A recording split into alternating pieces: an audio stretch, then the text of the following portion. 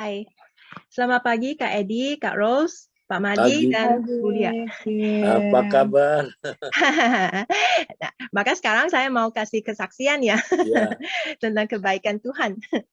Oke, ceritanya begini. Minggu lalu, tanggal tanggal 6 September itu, saya mendadak waktu subuh jam 3 bangun dengan sakit di dada dan banyak sendawanya. Jadi saya pikir itu sakit MAH, maka langsung makan obat MAH. Tapi kali ini tidak sembuh-sembuh dan maksudnya naik turun, terus sorenya jam 5-an rasanya sakit lagi dan tiba-tiba saya diingatkan bahwa teman saya pernah bilang kalau sakit sendawa banyak itu bisa ada kaitannya dengan jantung. Jadi saya langsung bilang sama suami, mungkin ini sakit jantung. Jadi saya ke UGD dan dari UGD langsung dimasukin ke ICCU. Saya udah rasa kayak hopeless banget. Karena di ICCU dipasang alat-alat, monitor, dan saya kayak udah hopeless and sepertinya this is the end gitu.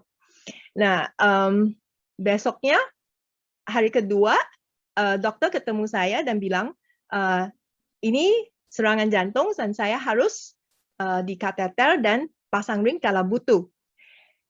Jujur aja waktu itu saya tidak siap. Saya bilang saya cuma mau pulang. Saya penuh dengan ketakutan sampai saya lupa doa, saya lupa semua yang saya pernah pelajari, lupa deklarasikan firman, memegang janji Tuhan untuk kesembuhan semua itu saya lupa. Saya cuma tahu ini kayaknya udah hopeless dah gitu. Jadi, nah setelah saya dokter suruh tanda tangan karena dia bilang kalau ibu pulang ini risiko tanggung jawab ibu sendiri karena ini heart attack. Ya udah, tanda tangan, saya pulang. Nah, saya kontak teman-teman Kompak dan teman-teman BR8. Dan mereka mendukung saya dalam doa dan teman-teman BR8 langsung kontak WA saya dan doa dan sambil ngobrol-ngobrol dan itu benar-benar menenangkan saya dan membuat saya lebih tenang dan jadi rencananya besok mau second opinion dengan dokter lain. Hari ketiga paginya saya sakit lagi. Jadi suami bilang lebih baik balik lagi aja ke dokter kemarin. Ya udah, jadi masuk UGD ke ICCU. Nah, tapi kali ini bedanya adalah saya bisa masuknya dengan berbahasa roh, saya bisa menyembah Tuhan dalam puji-pujian, dan saya merasakan lawatan Tuhan, kehadiran Tuhan ada bersama saya. Dan sampai adik saya yang telepon saya dari Hong Kong, dia bilang, "You sound very joyful." Kamu kedengarannya sukacita banget ya. Kamu mah oke, nggak apa-apa, nggak masalah gitu. Terus saya bilang, "Yeah, you should know. Kemarin itu saya benar-benar total wreck. Saya ya pokoknya saya nggak ada itu sekali gitu. Terus, nah waktu saya harus kateter itu suami saya tidak diizinkan masuk. Tapi Tuhan amazing banget. Dia mengingatkan saya tentang cerita Magic School Bus. Itu tentang cerita bagaimana satu bis sekolah itu bisa mengecil dan bisa masuk ke dalam pembuluh darah salah satu anak. Jadi bagi kasus saya melihat Tuhan Yesus itu adalah supir Magic School Bus itu dan dia membawa saya tour ke dalam pembuluh darah saya sampai ke jantung.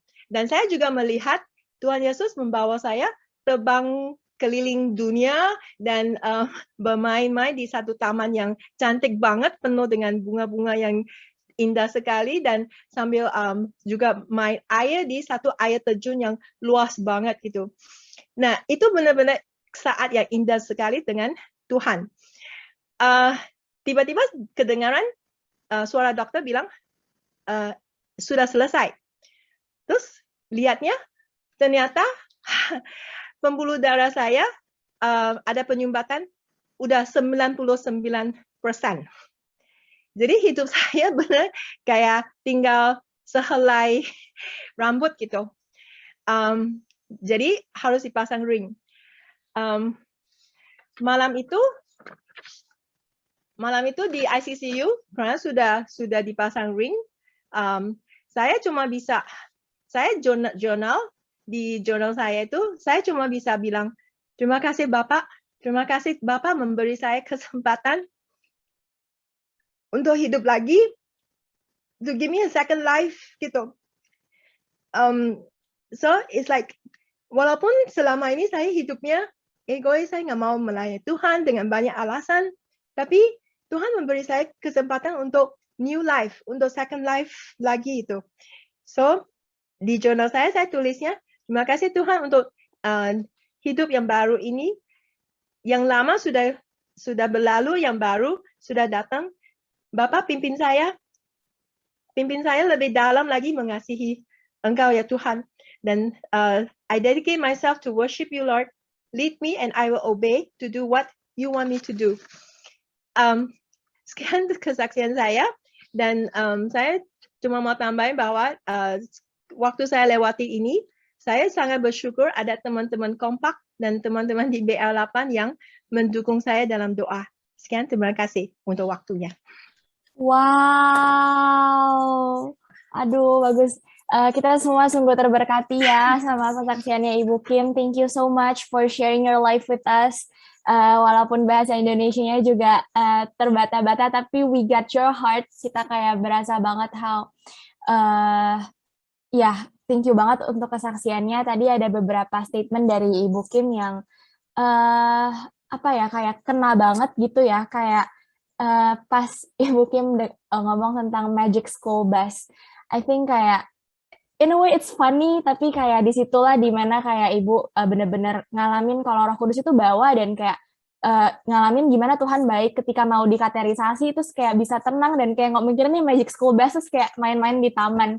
Jadi kayak Roh Kudus bisa berbicara sama kita dengan bahasa yang kita mengerti, dengan cara yang kita mengerti, dan kayak sometimes it's out of the world, kita nggak ngerti kayak kok Magic School Bus sih, tapi kayak ketika kita mengizinkan Roh Kudus, kita mau depend on Roh Kudus, kita mau serahkan diri, kita mau memilih respon untuk memuji Tuhan, memilih berespon untuk berbahasa roh, maksudnya kayak kita memilih berespon untuk menyerahkan diri kita sama Roh Kudus, Roh Kudus yang akan kayak ambil alih. Terus tadi ada di akhir juga Miss Kim bilang tentang kayak dikasih kesempatan kedua, ada new hope gitu ya.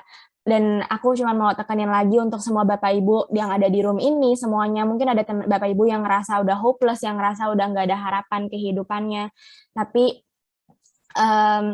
kalau kita masih punya denyut jantung sampai hari ini, berarti Tuhan masih punya rencana dalam kehidupan kita. He still has a purpose if you still have a pulse. Jadi jangan pernah menyerah karena akan selalu ada harapan dalam Kristus. Dan tadi yang terakhir, Miss Kim juga bilang about sangat menguatkan untuk, karena masih ada dalam kompak, ada doa-doa dari teman-teman. Jadi untuk Bapak Ibu juga yang belum punya komunitas, yang belum tertanam dalam kompak, yuk kita sama-sama mau juga tertanam dalam kompak, kita mau sama-sama bertumbuh bersama-sama, karena kehidupan kekristenan nggak bisa kita jalanin sendirian. Oke, thank you banget Ibu Kim untuk kesaksiannya. Pak Edi, apakah ada yang disampaikan? Ya, Ibu Kim, welcome ya. Selamat masuk dalam pelayanan dan hidup baru sekarang. Ya, welcome melayani lebih lagi di dalam penjangkauan jiwa ya, muridin orang. Nanti Miss Kim akan menemukan makna hidup yang jauh lebih luar biasa. Ini baru second phase ya. Jadi belum selesai ya. What is the next to come will be more than what already happened ya. Puji Tuhan. Haleluya. Amin. Thank you Kak Edi, Kak Ros. Oke. Ya, Kathleen, ya, thank you ya Miss Kim atas kesaksiannya ya. Itu saya dapat Pak Edi. Di mana Miss Kim yang sudah lama katanya tidak melayani, di saat ingin melayani baru 2 minggu sudah jadi co-host, tiba-tiba ada serangan gitu ya. Aku sempat tuh ya berpikir, aduh, apa Miss Kim berasa ya, karena kemarin-kemarin juga dia takut maju-maju mau jadi co-host apa enggak, aduh aku ribet ya ngurusin mendengarkan keluhan orang, kata dia gitu. Biasanya kan bergaulnya sama anak kecil gitu. Tapi di sini Nah, gitu kita mensupport ya Miss Kim, kita telepon, kita ambil ya untuk dia cepat-cepat pulih ya biar bergabung dengan BR8 gitu ya.